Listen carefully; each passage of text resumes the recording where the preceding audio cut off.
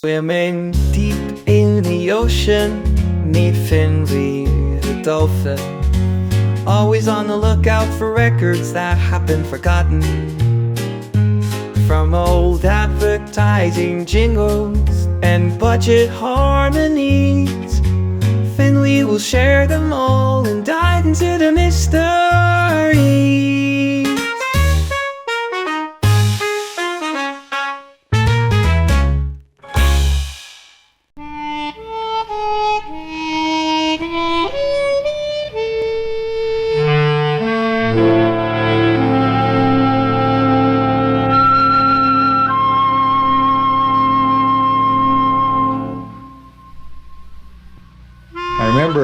I think it was when I was age 12, I had one of the most wonderful summers of my life when my dad took me on summer stock tour with him around the East, and I just remember almost every moment of that during that summer.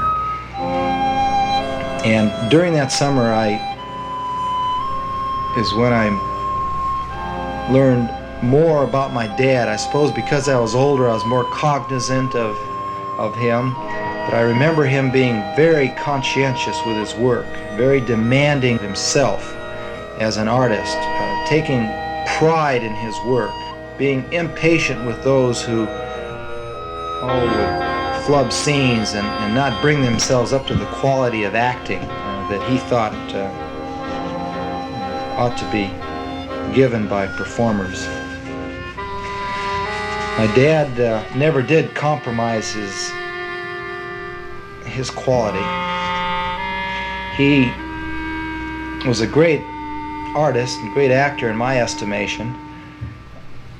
I think he realized his powers over people, his magnetism. I just remember observing him. I was just fascinated with the reaction of others to my father. Everybody remembered him. They had to. I could just see his influence over people. Although I wasn't too aware of what was happening at the time, I think now that he had probably a tremendous appeal to women. But he had a powerful voice, a style about him, which I wish I had. What a tremendously strong-willed individual and brave individual my father was, and how much he knew.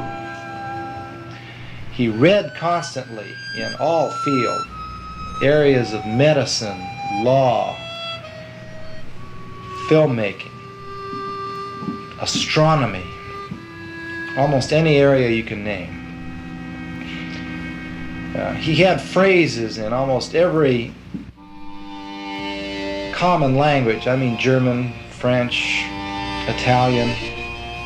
He had a saying in almost every language for any occasion that presented itself. He had a working knowledge of many languages. In other words, he wouldn't starve to death. He'd have food on the table and a place to sleep in almost any country you'd want to put him in. He could talk to people. He regretted the fact that he had become typecast. He wished that he would have had the opportunity to give the world all that he had to offer it. I mean, here was a man who had a gift, the ability to entertain by portraying various roles, and the industry in the United States gave him the opportunity, with very little exception, to play just one role, and that was a horror character. In Europe, it was utilized. In America, it was a mere potential that never was developed, except to the extent he was allowed to play horror roles, with, as I say, very few exceptions. And by the way, those exceptions were refreshing breezes in the night.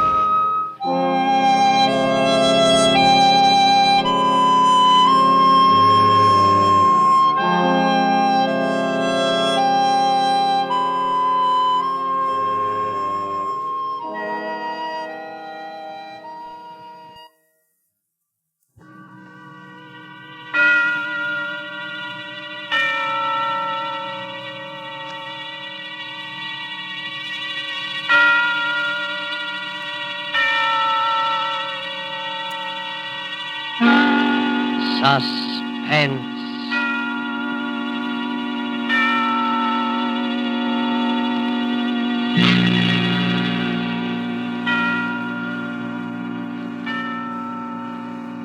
This is the Man in Black.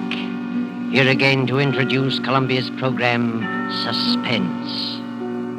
Our star tonight is Bela Lugosi, playing the part of Professor Antonio Basile, psychologist. The story is by J. Donald Wilson, who calls it The Doctor Prescribed Death. If you have been with us on these Tuesday nights, you will know that suspense is compounded of mystery and suspicion and dangerous adventure.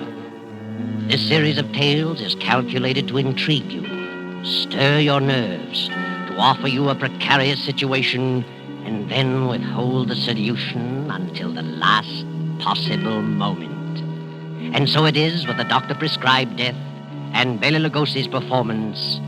We again hope to keep you in suspense.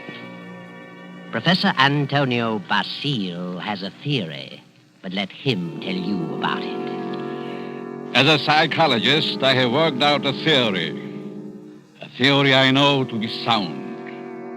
I contend that a person who has decided to kill himself can very easily be turned from this desire to the desire of taking the life of another.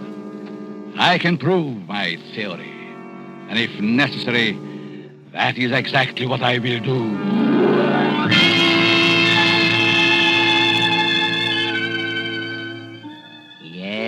Professor Antonio Basile has a theory, but only a theory. And he's worried about what his publisher will say, so he visits the editor, whose name is Hellman. Hellman finishes the manuscript and tosses it on the desk. Professor Basile leans forward eagerly and... Well, Hellman, what do you think? Professor Basile, it's purely conjecture, simply a theory, and I wouldn't advise publishing it. I worked on that theory for a long time. I'm positive of it. I know it'll work. Suppose it will. What good is it? What good have you accomplished if you can prove it'll work? Are you laughing at me, Hellman? It's so silly. An ordinary human being has suffered reverses, is sick of it all. He wants to leave it all behind. And you say he can be changed to want to kill someone else. I do. Self-destruction and the destruction of other life are closely related in the mind. The dividing line is very thin. It's ridiculous. And you won't publish it? Granger would fire me. Why? He told me that, in his opinion, you should be in the asylum. Mr. Granger said that. Does he think I'm insane? How do I know? Hellman, Mr. Granger didn't say that. It's you who thinks I'm crazy. You've never liked me. For some reason, you are trying to tear me down. Well, we'll see, Mr. Hellman. We'll see. Now, wait a minute. I'll show you whether my works are illogical. I'll show you whether I'm insane. Oh, calm down. I'm going to make you eat those words. I know you don't like me, but I'm going to prove that my theory is sound. Good night. Wait a minute. Basile, wait. You wait, Hellman. You wait. Yes, wait, Hellman. Wait. Professor Basile, seething with resentment, rushes from the office and strides angrily down the street. Insane, huh? I'll prove my theory. I'll find a subject. I'll find someone who wants to take his own life.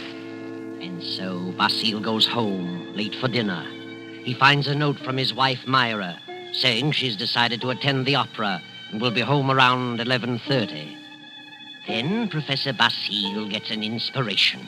He goes to the bridge over the deep canyon, the bridge called Suicide. And strangely enough, he hasn't long to wait. As he stands against the railing in the fog, a figure appears a few feet beyond, stops. Sudden gesture, prepares to leap. Don't do it. Wait a minute. Listen. Huh? That's very silly. Let go of me. Oh, no. I couldn't do that. I need you. I don't need you. Don't you know this is against the law? You're not an officer. You can't stop me. It's 500 feet to those tracks below. Hard steel rails. And don't believe what they all tell you about not being conscious of what happened. You'd know.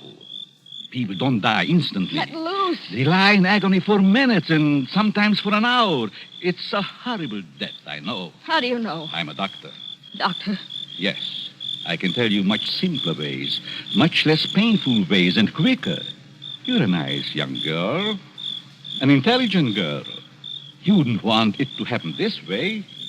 Maybe after I talk to you a while, you wouldn't want to do this at all. no. No. But come on. Let's talk it over. Maybe a few minutes' talk will change the entire picture for you. What could you do to help me? If you'll come, I'll tell you. There's a motive back of your wanting to do this, and I'd like to know what it is. Nothing doing. Haven't you any relatives? Any loved ones you'd like to do something for? Yes? Then if you'll talk with me for a while, maybe I can find my way clear to help those people. You sound crazy to me. Oh, no. I may be many things, but I'm not crazy. All right, I'll... Where? My apartment. Let's go.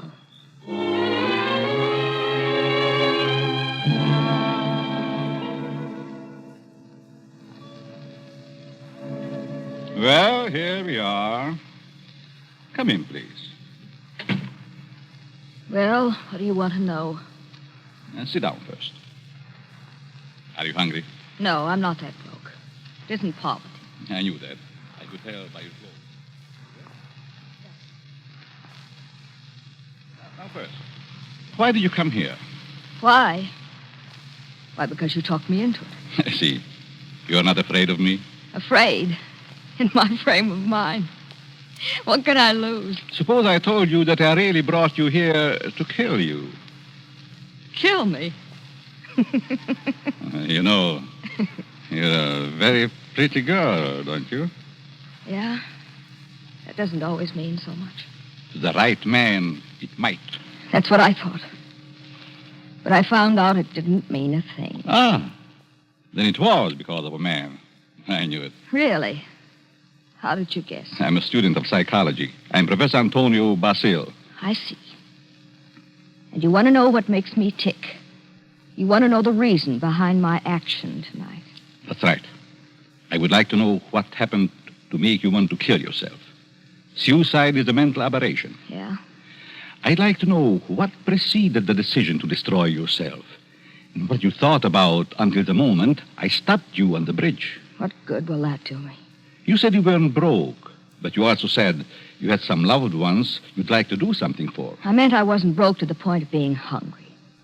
I have a few dollars. But you suggested help for someone in larger terms. Yes, I did. Who is the loved one? My mother? You are her only means of support? Yes. And you intend to kill yourself? Yes. That's being selfish, isn't it? Selfish? Yes. You are concentrating solely on self. You think so? And what else? The first law of human nature is self-preservation, right? I suppose so. The second law is the preservation of family. Yeah? So you decide to deny the first law and destroy yourself. And as a consequence, deny the second and leave your mother alone and in need. You indicate a form of insanity. What would be normal? To destroy the other person, the one who has done you wrong. Have you hurt him? No. Then the one who has done wrong should be the one to suffer. You have no legal recourse? Legal recourse? No, I haven't, I'm sorry to say. And you would kill yourself to let your poor mother suffer because of the wrong of another. Why shouldn't he be the one to suffer? I suppose you're right. Why shouldn't he? What happened after all? Why not tell me about it? Were you married? No. He never seemed to find time to get around to marriage. What's your name? Gladys. Gladys Tanner. How long had you known him? Almost 4 years. And you always thought he meant to marry you? Yes. Until 3 weeks ago. Yes? On July 1st, he had to leave town for a week on business. Said he was going to Kansas City. When he came back, he seemed to be too busy to see me. Then a week ago, I found a snapshot along with several others in his desk in his home. May I see it? Certainly. It's a picture of him and another woman. But the picture was not taken in Kansas City. It wasn't. No, it was taken on the beach at Atlantic City. And it's dated by the finisher, July 3rd. Since he returned, he's refused to see me. Yesterday, he finally said he didn't care to see me anymore. That I'd better forget him. But it isn't so easy as that, is it? No. I figured I'd done something. And blame myself. Do you know this blonde woman in this snapshot? No. Then it must be a woman he has met recently. You've known him for 4 years. I don't think you are to blame. He's the one in the wrong, and he should be made to suffer. How? You were going to kill yourself. Why should you? Kill him instead. He double-crossed you. He deserves it. Now, let me go a little deeper into the situation. Whenever a person has reached the conclusion to take his life...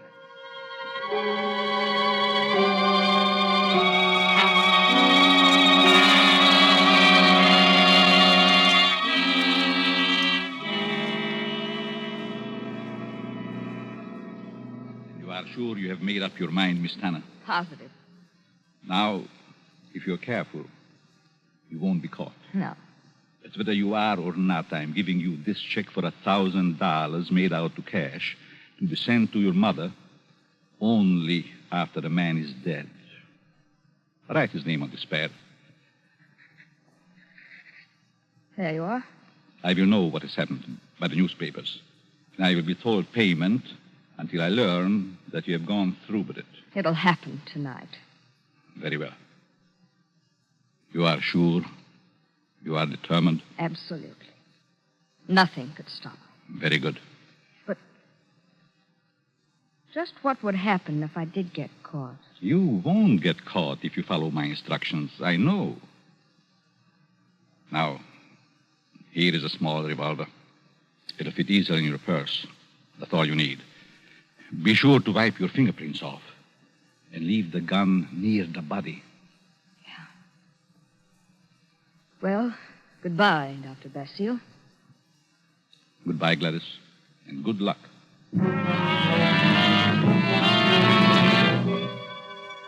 Professor Basile watches Gladys as she crosses the street to the dimly lighted bus stop. Then he rushes to his car and drives away. A few minutes later, he comes to a stop at Hellman's house. Hellman, the editor who ridiculed his theory. Just a minute. Oh. Hello, Basile. Good evening, Herman. Thought I'd drop out to have a little chat with you. Well, why this time of night? It's kind of late, isn't it? 11. Didn't think that was late for you. No? Come in. Thanks. Sit down. What's on your mind? I want to talk to you about my theory you ridicule so definitely. My theory about suicide. Oh. Well, I just don't believe it, that's all. And I said I'd prove it, didn't I? Yes, but what are you getting at? It's going to be proved. My theory is going to be proved tonight. Well, that's fine. Go right ahead and prove it.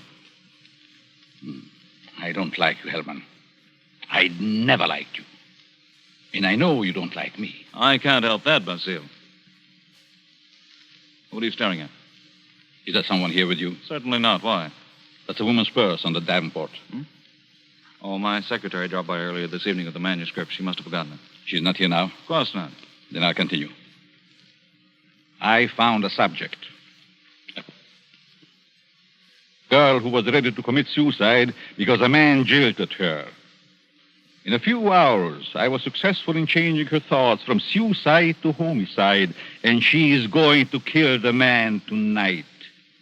What do you think of that? There may be a dozen murders tonight. Ah, but you'll know which one I mean. You'll know about this murder. What do you mean? Because I'm going to tell you who the victim is going to be. You know who the intended victim is? Why don't you stop it? But then I wouldn't have proved my theory. If you put this girl up to it, you're as guilty as she is. You're insane, Basile, hopelessly insane. You think so, Herman? The whole idea is mad, too utterly ridiculous for words. No sane man would ever think of such a useless, senseless idea. And for heaven's sake, stop laughing. I'm thinking about the victim when he learns. Who is the victim? Martin Hellman. Me? Yes, you. I don't believe you. You will this time. Who is this girl? I know no girl who'd want to kill me. This one does. Now. Oh, nonsense. However, I wouldn't put it past you to hire someone to do something like this. Oh, no. This girl is no fake. This girl is serious. Deadly serious. You probably hypnotized some poor woman, figuring she'd never remember what happened. Oh, Hellman, you underestimate me. Maybe I do underestimate your evil mind. But believe Put me... up your hands, Hellman. Get away from the desk. I'll just take care of that gun, Hellman. That's better. Well, since when did you start carrying a gun, Basile? A gun? Don't be silly. This isn't a gun in my pocket. It's just my pipe. See? Well, what do you hear, Herman? Nothing. Oh, yes, you do. I heard it, too. A sound on the porch. I leave now. The back way. I put your gun in the kitchen. And I'll be very careful to remove all my fingerprints. You insane fool. Oh, fancy you. You, Hellman, you are going to help prove my theory. Good night, Hellman. Crazy devil. I'll have him locked up before he gets across town. Good evening, Mr. Hellman. Huh? How did you get in here? Through the patio door. What do you want? I wanted to talk to you. Very strangely. You're just imagining things. And what are you doing here? I wanted to tell you something. Yeah? What? When you first indicated to me that you were through with me, I was terribly hurt. I thought all along that we were to be married. I couldn't understand. I tried and tried to think of something I'd done to cause our breakup. Then I happened to find this snapshot in your desk. Snapshot? Take a look at it. Kansas City. No, Atlantic City, New Jersey. You and a blonde. And the date is stamped on the back. A business trip. Ha! Well, what about it? I just wanted you to know that you weren't so slick. I wanted you to know that I knew about the blonde. That I knew you'd lied. Now that you've told me, what good does it do you? A lot of good. First, I thought you came here for money. How could you think such a thing? Well, I think you'd better go now. I'm going. Goodbye, Morton. And good luck in your new venture. What venture? This one. Gladys! Gladys! And wish me luck in mine.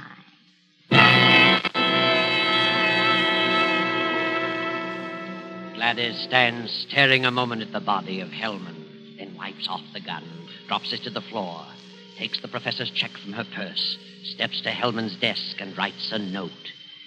Then she puts the note in an envelope with the check, addresses it, stamps it, turns out the lights, and steps out into the dark street. At the corner, she drops the envelope in the mailbox and disappears. Professor Basile heard the shots. His theory worked. Hellman will torment him no more. The perfect crime. So he can go home to his wife now and go to sleep. Myra. Myra. Huh? What? Oh, Antonio. What are you doing asleep on the Davenport? Do you know what time it is? It must be after midnight. I've been waiting for you. How was opera? Oh, fair. Nothing to brag about. Who sang the lead? Belchiati. He wasn't very good. Belchiati. Mm-hmm. He's a poor Othello. Othello?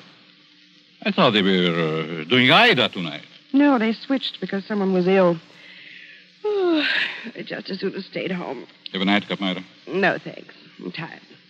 I think I'll go to bed. I'll be along presently. Good night.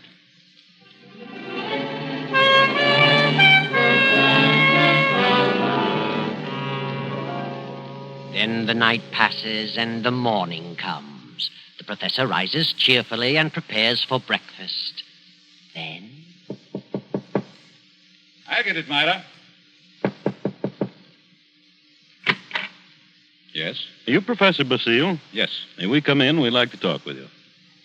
of course. What is it you want? Is your wife in? Yes. We'd like to see her, too. What? Oh, I'm Lieutenant Davis. Detective headquarters. Well, what do you want? Will you call your wife? Why, certainly. Myra! But what's this all about? What is it, Antonio? These men are from detective headquarters. They want to talk to us. Really? What about? May I ask where you were last night, Mrs. Basile? Certainly. I went to the opera. What time did you get home? Oh, I imagine it was around 11 or shortly after. Mm-hmm. Were you at home last evening, Professor? Well, I was at the club and got home about 12:30. By the way, do you know a Morton Hellman? Certainly. What about him? He's been murdered. Murdered? Good Lord. When? Around midnight last night. I found him this morning. How terrible. Why, I've known him for years. He was editor-in-chief of the company publishing my writings. I'm a psychologist, you know. Yes, we know. But what do you want to know from us? We weren't connected socially with Hellman, just in business. Did you know him, Mrs. Basile? Yes, I knew him very slightly. Do either of you know of anyone who'd have reason to kill him? Certainly not. Everyone thought highly of him. Did you ever hear of a girl named Gladys Tanner? Lady Stanner? No. Did you know of a Gladys Tanner, Mrs. Basile? No. Is this your purse, Mrs. Basile? Why, of course it is. That's the one I gave you last Christmas, Myra. Oh, yes. I must have lost it downtown. Where did you find it, Lieutenant? At Hellman's home. Hellman's home. Well, how in the world? Good heavens, but We how... found it on the sofa. Well, I can't imagine how it could get there. And this is the revolver that killed Hellman, found on the floor beside him. What? No fingerprints on it, however. What? May I see it? Why, Myra, this is your gun. I bought this for you 2 years ago when I went on the lecture tour. Yes, I think it's mine, but it just doesn't make sense. Did you have the gun in your purse when you lost it last night? Well, perhaps I did. I'm so confused now I can't remember. That thing, Myra. The thing, it is terrible. Oh, I know.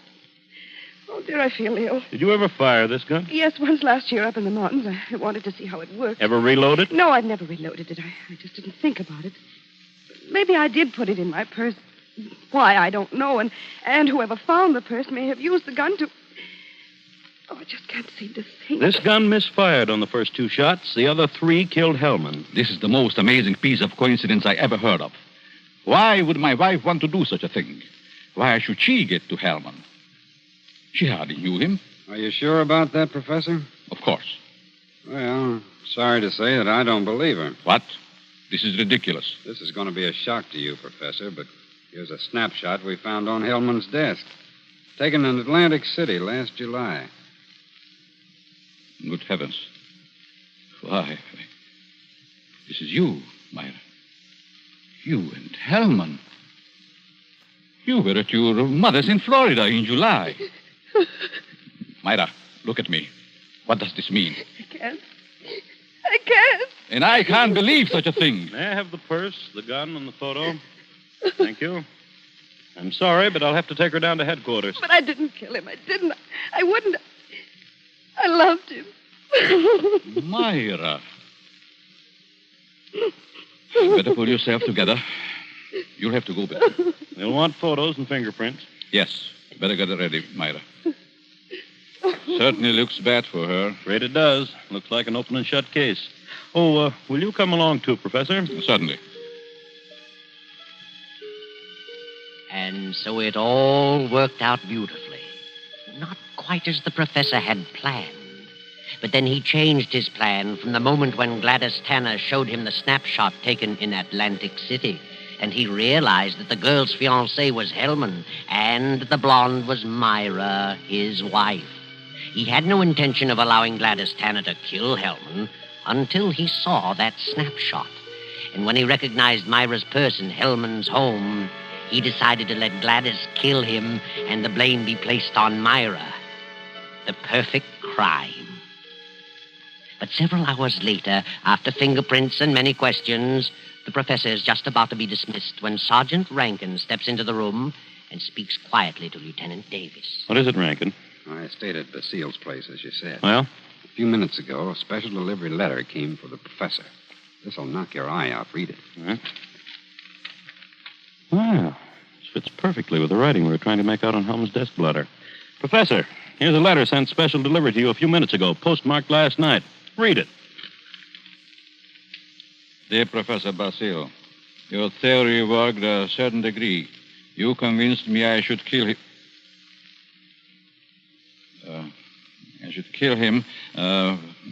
But when that gun you gave me misfired twice, I almost quit. Go ahead, Professor. Read on. Then as I looked at him on the floor, the feeling of self-destruction came back. I'm going ahead with my plan. Here's your check. I won't need it. Besides, I lied to you. I lost my mother long ago. Better luck next time. Gladys Tanner. And a half hour ago, they found her body beneath Suicide Bridge. Well, Professor, your perfect crime has failed. Failed. Yes, failed. Wonderful setup on paper, but your theory backfired and you're up for murder. But I didn't kill him. But you planned it, and you're as guilty as Gladys. She's paid her penalty. Now it's your turn. No. I won't be hanged. Never! Rankin, grab him!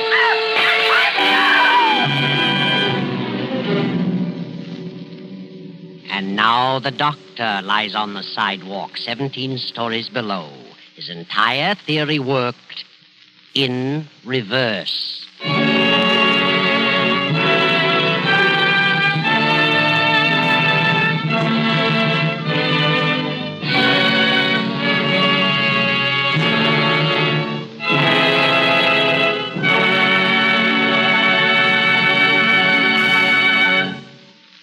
And so closes the doctor-prescribed death, starring Bela Lugosi. Tonight's story of Suspense. It came to you from Columbia Square in Hollywood.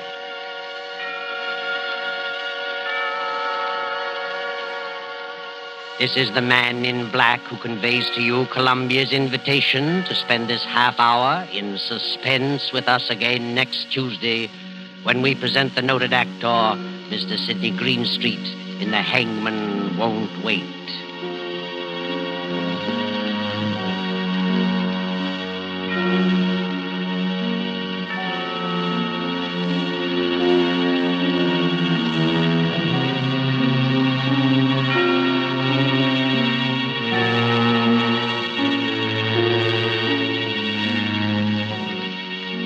William Spear, the producer, Ted Bliss, the director, Lud Gluskin, the musical director, Lucian Mahuik, the composer, and J. Donald Wilson, the author, collaborated on tonight's Suspense.